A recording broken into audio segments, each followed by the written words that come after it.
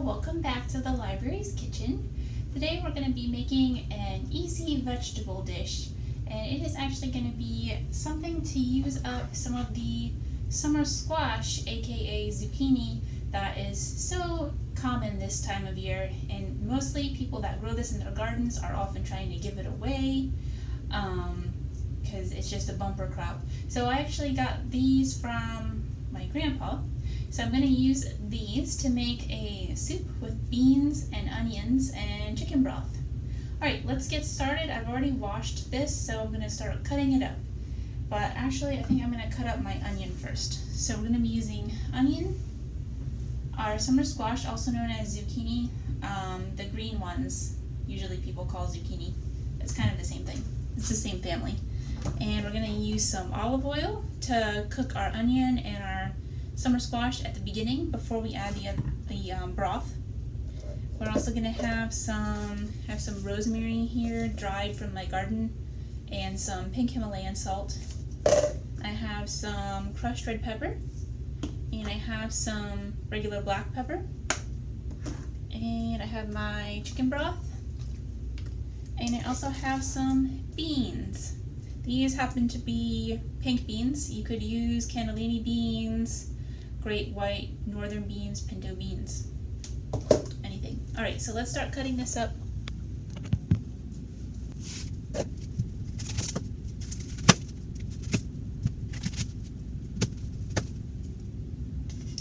Now I'm making a small batch of soup because all I have to make it in is the electric skillet here, which is kind of shallow. So I'm not going to use this entire onion. Let's get that out of the way. Maybe we can have a plate to put it on.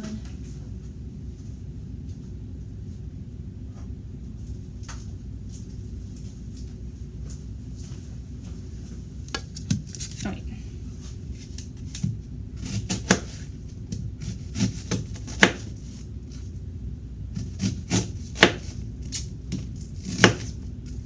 Also, I made a batch of this soup last week with green onions, which is also known as, they're also known as scallions. This happens to be just an average yellow onion.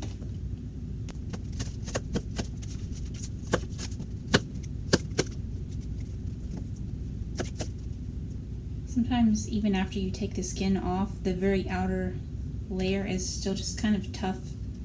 So I'm taking that part off too. But you could use it if you wanted to.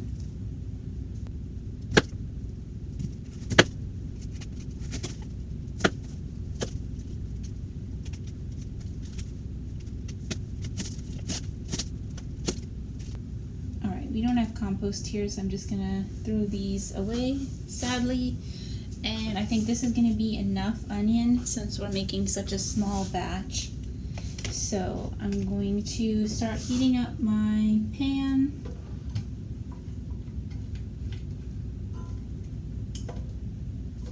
With some olive oil in it. And I'll just show you, because I don't measure, I just, something like that. Enough to decently cover the bottom of the pan and coat all the vegetables. Okay, so let's get another plate. Since we don't really have a cutting board here, we're just using these square plates as a cutting board. And let's start cutting up our summer squash while the olive oil gets hot.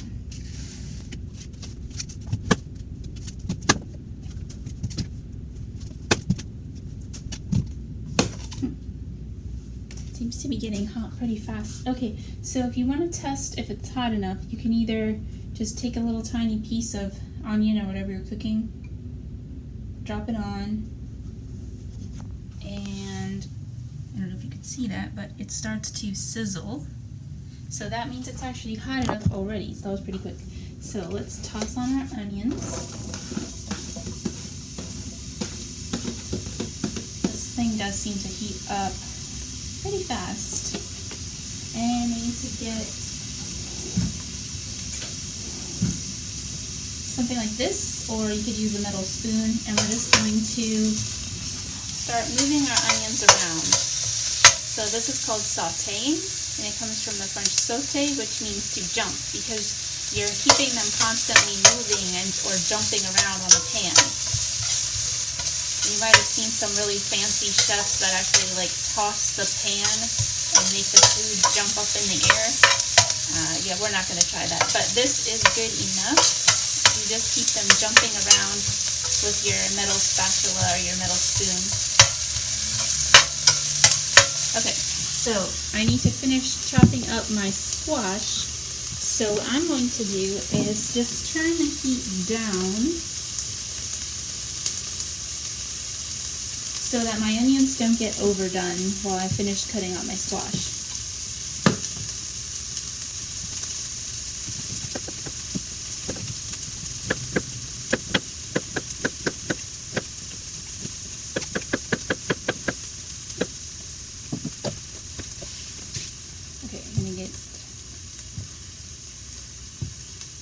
Fresh cutting board because I don't want to run out of space.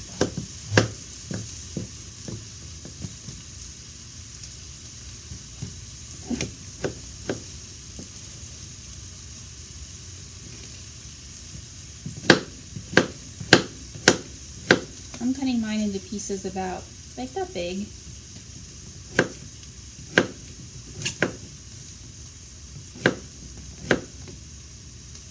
And then when the squash starts to curve, I'm going to switch it around so that I'm cutting on the part that's curving away from my hand, because that's the way to protect your hand while you're cutting.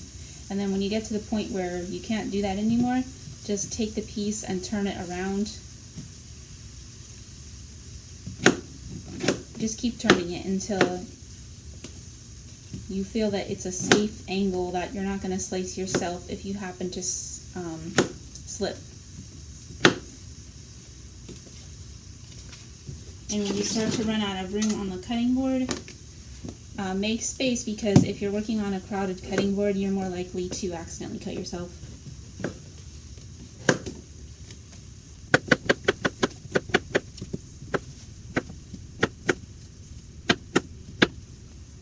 Alright, so here's our onions. They are getting a bit toasty here. And we can tell that they are ready because you can see they're starting to get a little bit translucent. So that means they're cooked plenty and we can add our next vegetable. You normally, when you're cooking with multiple vegetables, you start with your onion, just because onion is kind of a tough vegetable that takes a little longer to cook.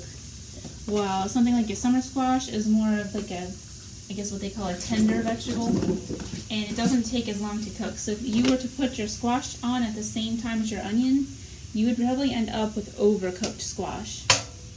Also, another vegetable that you want to put on first if you're using it, which we're not today, but if you were using carrots, you would want to put those on at the beginning with the onions, because carrots are obviously a tough vegetable that's going to take longer to cook. And we're going to just saute these some more. And this is actually, I could have done this even earlier than this, but I forgot. But this is still a really good time to add your spices, because when you add your spices while you're cooking the vegetable, rather than waiting until the soup is almost done and then dumping them in, you get the spices and herbs, they get more infused into the vegetables that you're cooking if you add it at the beginning when you're sauteing, rather than waiting till later. Okay, so I'm just going to put on a good lot of pepper. I prefer to use the pepper that's like a peppercorn and you have to grind it fresh as you're using it, but we don't have that here, so that's okay. It's just a little something extra nice to have. And finally, I'm going to put on my pink salt and my rosemary that I brought from home. I dried this rosemary from my garden, so I'm just gonna grab it like this and just rake it up as I'm putting it on.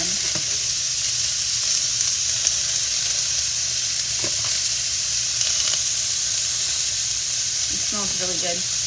And there's our salt.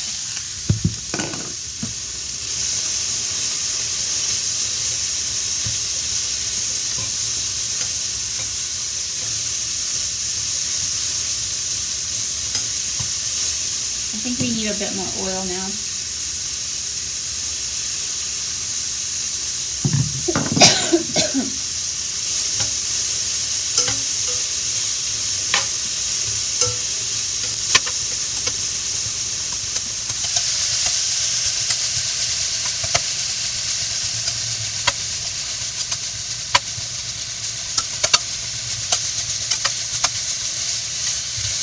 Okay, so you can see how, even though I'm moving the vegetables around a lot, it's still sort of, you can see the wetness of the oil and the juices that are coming out of the vegetables still on the bottom of the pan. I don't know if you can see that.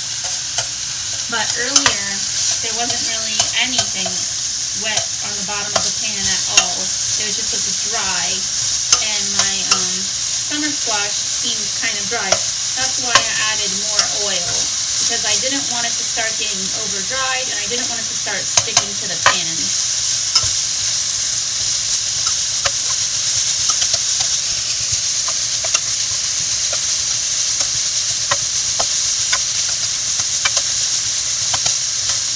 Alright, so this squash is starting to look a little bit translucent. So I'm going to go just a little bit longer because I don't want it to be too tough in the finished soup. But I am keeping in mind that after I add my broth and bring this to a boil, it's going to cook a little more. So I don't want to go too far because then it would end up being overcooked.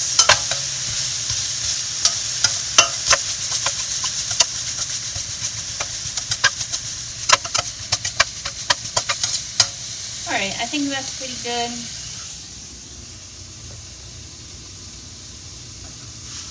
Alright, so I'm going to add my broth now and also the beans. And earlier a squash went flying across the room, so I'm going to pick that up before somebody slips on that. Alright. Now if you wanted to get fancy, you could make your own, like boil a chicken and make your own broth, but I just buy it in the box.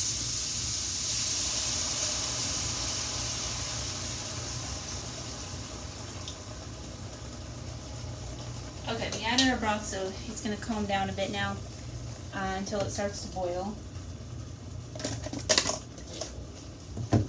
I usually go for the broth that says either low salt or unsalted, just because, I don't know, you can just quickly get way too salty if you don't watch it. And also the beans, like if you're using canned beans, that has salt in it already. I just added some of the pink salt just now. So we don't want it to get overly salty, so I'm using the unsalted broth. Yikes, this thing really does get hot fast. Okay. Alright, so as you can see, I put in enough broth to make it look like a soup, and I put in my beans, including the water or the broth that comes with the beans in the can, because that adds a really good flavor. You shouldn't ever, if you're draining beans for a recipe, like you need just the beans and you need to drain the liquid out, I would just save that liquid in a separate container and use it for making soup. It adds so much more flavor. Okay, so we're going to let this come to a boil. We're going to put our lid on and just let that boil.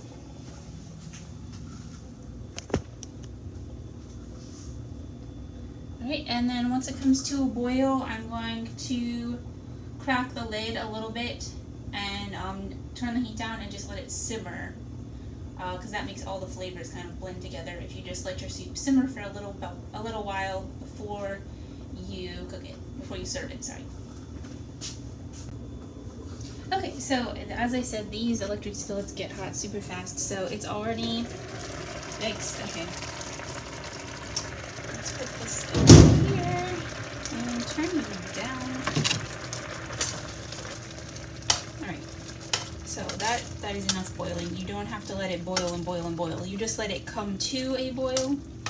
Once it's boiling, you turn it down, stop it from boiling, stir it to make it calm down. Turn your heat way down, and then just put your lid on part way. Hello. Okay, like that. So it just has a crack that's open on one side. And that should make it just simmer, which means just some bubbles just kind of coming up now and then, but not actually a full boil. I'm gonna let that stay like that for a little bit before we serve it. Alright, so I did not have too much luck getting the electric skillet to simmer. It seems to either be raining or it's pouring, where it'll just be doing nothing like it's doing now, or it'll be a really full boil and not much in between. So I'm just going to let this sit here with the lid a little bit off. Normally, if I was using a normal stove, I would just let that simmer for maybe like 15 minutes or so, at least, before serving it. Also, I'm going to be serving this up to people at the library, and I'm going to have some cheese that they can put on top. It's really good with cheese on top. Right now I have some Swiss cheese that was in slices and I just tore it up into little bits. You could also try getting some Parmesan cheese. That would probably also be really good on top, or mozzarella.